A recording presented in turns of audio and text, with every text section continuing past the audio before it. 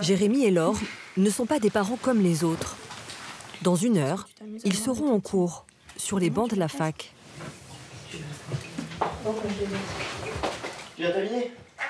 Jérémy est en 3e année d'histoire, Laure en psychologie.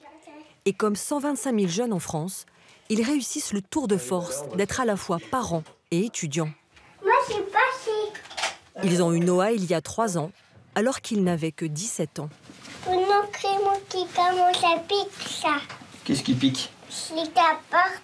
Oh bah y en a presque plus. Le couple s'est rencontré sur un forum de discussion pour adolescents.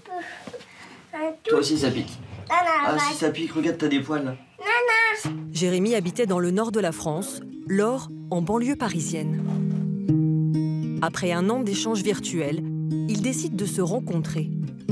Comme ils ont à peine 15 ans, leurs 4 parents les escortent. Leur histoire grandit à distance et l'amourette d'adolescent prend un tour inattendu. Laure tombe enceinte à 16 ans alors qu'elle est en première. Noah naît l'année du bac, en janvier. Les jeunes parents révisent les épreuves, tout en pouponnant, et ils décrochent leur diplôme. Hop. Quoi, tiens? Bon je viens te rechercher après. Ok. Moi, je te remène et papa, il vient te chercher. À tout à l'heure Lou. À tout à l'heure. Allez, Mona, parce qu'il fait froid. Hein. Pour poursuivre ses études, Laure a dû s'installer loin de sa région d'origine, dans le nord. Hop, c'est parti. Chaque matin, elle doit faire 35 minutes de transport pour rejoindre la faculté de Lille. Si elle a choisi cette fac, c'est qu'elle offre un service aux étudiants que peu d'universités proposent et qui lui permet d'arriver main dans la main avec son petit garçon. Allez, bonhomme. Si on a choisi la fac de Lille, c'est surtout parce qu'elle a la crèche universitaire. Parce qu'en fait, on avait fait des recherches pour savoir où est-ce qu'il y avait des crèches universitaires. On a trouvé très peu de facs. C'était l'occasion parfaite. Ça y est, tu fais le clown. Qui ça? Lille est en effet pionnière en la matière. Elle fait partie des 11 universités françaises sur les 75 existantes à avoir créé une crèche sur son campus pour les étudiants et les membres du personnel. Super. Bonjour. Alors, comment il va Noah aujourd'hui? Il va bien. Ouais. Bien dormi. Bien dormi. Laure et Jérémy payent en fonction de leurs revenus modestes, soit 15 € par mois pour 40 heures de garde. Dis bonne journée, maman. À tout à l'heure. Au revoir. Cette crèche accueille les enfants de l'âge de 10 semaines jusqu'à 4 ans et s'adapte aux horaires de cours, 8h, 18h15. Il boit de l'eau, l'éléphant? Bah oui, comme nous. Il est 8h30. Laure rejoint sa salle de classe. Donc voilà, r carré sur n-2 sur 1 moins r carré égale la probabilité... Elle a 20 heures de cours par semaine et a validé ses 2 premières années avec mention. Moins 3, critique est très basse. Laure et Jérémy n'ont pas le même quotidien que leurs copains de promo, ce qui fait l'admiration de leurs amis. Oui, tire au sort pour les exposer. Ah bah putain. En fait on doit dire des chiffres. Mais c'est courageux. Pourquoi vous trouvez ça courageux? Bah, souvent, quand on dit les jeunes parents, c'est oh, ça va être compliqué, tu vas mettre en parenthèse tes études, ou tu pourras pas les faire parce que ça va être trop demandant de s'occuper d'un enfant. Et au final, je pense que tu t'en sors. Ouais, ça va, on est tous les deux étudiants, on alterne. Par exemple, pour la varicelle, on a alterné, tu vois. Moi, j'ai dit, bon, ok, j'y vais pas le lundi, le mardi, tu vas pas le mercredi, le jeudi. Et comme ça fait moins de cours à récupérer aussi, quoi. Vous vous en sentiriez capable? Non. Non, pas du tout. Du tout. Et pourquoi... Comme Jérémy, 5% des étudiants concilient études et vie de famille. Je prends des... Pour eux, peu le droit à l'insouciance ou à la flânerie à la fin des cours. Moi, j'ai pas dormi. Bah oui, tu vas dormir à la maison. Oui. On va par où? Par là. Pour se loger, Tu viens? Jérémy et Laure n'ont pas eu le droit à un logement universitaire qui interdit la colocation, qui plus est avec un enfant. C'est le premier qui touche la porte, hein. C'est le premier. Ils ont dû chercher dans le parc privé C'est nous. et s'installer à Roubaix, la ville la moins chère de l'agglomération lilloise. C'était bien la crèche? Ça va? Non, c'était pas bien. Tu t'es pas bien amusé, t'as pas bien mangé. Oh, mon pauvre chéri. Tu vas la faire dodo? Choisis. Ils n'ont pu s'offrir qu'un 2 pièces qu'ils payent 550 € par mois Oui. et partage donc l'unique chambre avec Noah. Super. Je parlais pas de ça, moi. Je parlais d'enlever ton pantalon. Avant, les filles, elles pouvaient pas faire de sport. Alors du coup, la déco de la chambre, c'est plutôt chambre d'enfant. Donc beaucoup de jouets, de peluches. Mais du coup, c'est vrai que des fois, c'est un peu frustrant, surtout maintenant qu'il grandit et que ça fait un petit moment déjà. Mais bon, il n'y a pas le choix, donc on attend. En espérant que plus tard, on trouvera un 3 pièces. De retour au gymnase, nos 4 amis semblent découragés. Nous ne gagnerons jamais une épreuve. Ces sportifs sont trop forts. C'est normal. Le jeune couple vit avec un peu plus de 1 000 € par mois. Leur équilibre budgétaire repose essentiellement sur les aides sociales qu'ils perçoivent. D'abord, la bourse, 550, l'APL, 370. T'as oublié d'ajouter les 100 € que tes parents donnent et les 100 € que mes parents donnent. Globalement, on va être à 1100, bon, à peu près. Ouais, quelque chose comme ça. À peu près, ouais. Notre budget course pour le mois, c'est entre 300 et 400. Ça va, franchement, on n'a pas à se plaindre plus que d'autres étudiants, hein, franchement. Alors du coup, en période de vacances, soit on puise sur nos réserves parce qu'il n'y a pas de bourse, parce que la bourse, là, elle paye quand même tout notre loyer, donc voilà. Ou soit je trouve un autre petit taf à côté de celui que j'ai, ça dépend. Ça dépend. Chaque euro est important pour cette petite famille. Alors comme 46% des étudiants en France, Jérémy doit travailler en parallèle de ses études. Je m'appelle Jérémy. Est-ce que tout le monde va bien? Oui. Il anime des jeux de piste grandeur nature dans les rues de Lille. Donc vous avez le matériel classique d'enquêteur, hein, une loupe, une boussole. Et financièrement, ça comble mon budget. On va être à peu près aux alentours de... On va commencer à minimum 100 €, donc déjà 100 € en plus dans le budget par mois, c'est génial. Et je peux monter jusqu'à 300. Ça dépend vraiment du nombre d'animations que je fais, quoi. On saute. 1, 2, 3. Cet argent leur permet de sortir de temps en temps et de retrouver l'insouciance de leurs 20 ans. Pas de trucs bizarres. Mais chacun à leur tour. Pour eux, la babysitter reste un luxe. C'était où, maman? Depuis la naissance de Noah, le couple a mis un point d'honneur à se débrouiller sans l'aide des grands-parents. Christine, la mère de Jérémy, leur rend donc visite le week-end, comme n'importe quelle mamie. Allez, vas-y, tu vas où maintenant? Vous êtes encore en activité, vous pouvez pas faire la nounou. Quand ils ont besoin, mais c'est extrêmement rare. Depuis 3 ans, je crois que c'est une fois qu'ils me l'ont demandé. En 3 cette ans. année. De garder le petit, parce qu'ils avaient une période d'examen et tous les deux la même date, une seule fois, en 3 ans.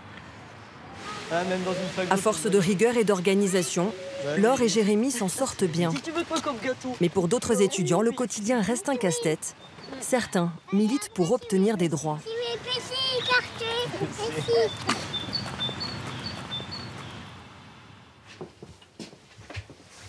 Allez, lapin. Allez, c'est l'école. Hop, en route, maestro. Il est à peine 6h30 Allez, go. et malgré le réveil en douceur et les câlins, Marjolaine prépare ses enfants à une journée marathon. Allez, c'est parti. Charles-Alexis, 5 ans, et Marc-Antoine, 3 ans, doivent suivre le rythme effréné de leur maman. 2 et 3. Tu vas dans la salle de bain te déshabiller? Je prépare tes habits. Elle a 27 ans et est étudiante en droit, en première année de master. Ça va, lapin? Son conjoint, Johan, prépare le petit déjeuner des enfants mais ne peut faire davantage. Chaque matin, il quitte Reims aux aurores pour aller travailler sur Paris. Il ne rentrera que 13 heures plus tard, à l'heure du dîner.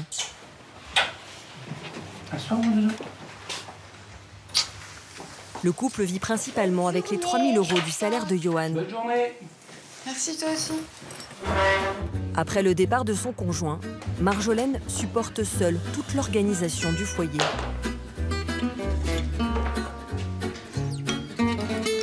Allez, dépêche-toi.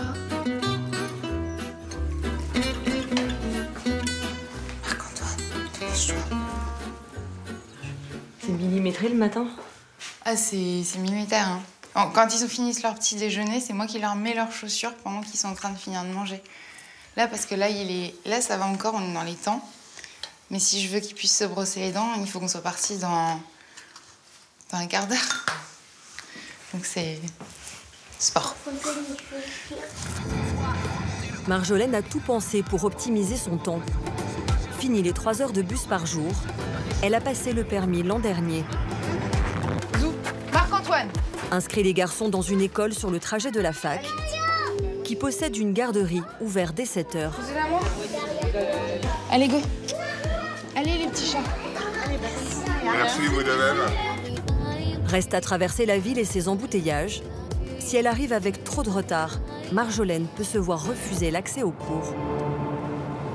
Il est 7h53, il faut qu'à 8h on soit dans la salle. Et on n'est pas arrivé. Il y a des feux partout. Et on les a tous rouges forcément, si on est pressé. Et du coup, ça va être juste. Donc en général, je préviens une copine de promo qui prévient les profs parce que je suis souvent en retard le jeudi matin. Dans le règlement de la fac, pas de dérogation pour les étudiants par an. L'entrée en cours est autorisée ou non au bon vouloir de l'enseignant.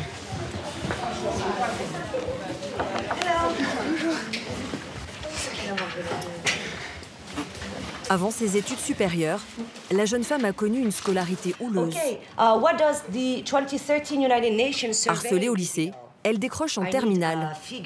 C'est seulement lors de sa première grossesse, à 22 ans, qu'elle décide de reprendre ses études et de passer le bac en candidat libre. Aujourd'hui en 4e année de droit, elle voit sa trajectoire comme une force. Avoir des enfants en étant étudiante, ça peut sembler être un handicap parce que forcément on a des contraintes, mais d'un autre côté, c'est aussi un avantage parce qu'on acquiert une capacité d'organisation qui est incroyable et qui après va nous servir dans notre métier. Donc on acquiert vraiment des choses en plus. Donc c'est pas seulement un handicap, c'est aussi une chance. Mais il a fallu s'imposer, parce qu'à la fac, les étudiants parents ne sont pas toujours les bienvenus. Dès que je disais que j'avais des enfants, il y avait une discrimination. Il y a des personnes administratives qui m'ont dit il y a un temps pour tout, que j'avais rien à faire ici. J'ai cherché où tirer mon lait. On m'a dit d'aller dans les toilettes, que si j'allais allaiter mon enfant, j'avais qu'à être chez moi avec lui. Mais de la part des autres étudiants aussi.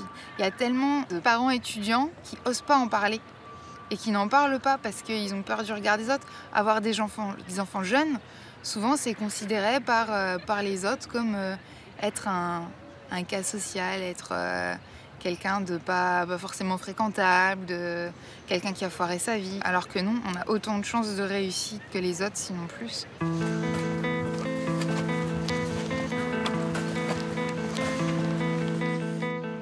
Allez, on s'habille. Il est 18h. La journée de Marjolaine est loin d'être terminée. C'est elle qui accompagne les enfants au karaté. Tout de suite sur le 7. Allez, non, que le gauche. Le gauche, il est là, d'accord? Elle ne profite pas du cours pour souffler ou réviser.